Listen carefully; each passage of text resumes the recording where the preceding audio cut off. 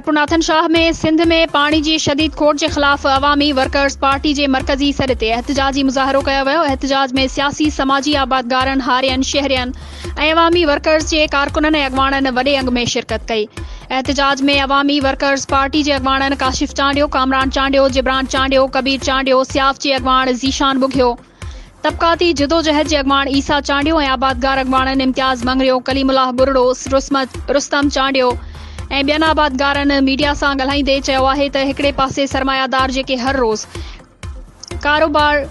Dioxide gas में इज़ाफ़ो माहौल खे ख़राब पिया कनि, जंहिंजे करे पानी की शदीद खोट ऐं गर्मी में शदीद इज़ाफ़ो थी रहियो आहे। अगवाणनि चयो त ॿिए पासे सिंध पंजाब जा वॾा जागीरदार जेके मज़लूम हारियन जो पानी चोरी करे हारियन में ऐं नंढनि आबादगारनि जो मुआशी क़त्लेआम करे रहिया आहिनि। अगवाणनि जो वधीक चवणु हुयो त सरमायादारी ऐं जागीरदारी निज़ाम समाज ऐं माहौल लाइ नासूर बणियल आहे ऐं निज़ाम जे ख़ात्मे में ई समाज ऐं माहौल जी भलाई आहे।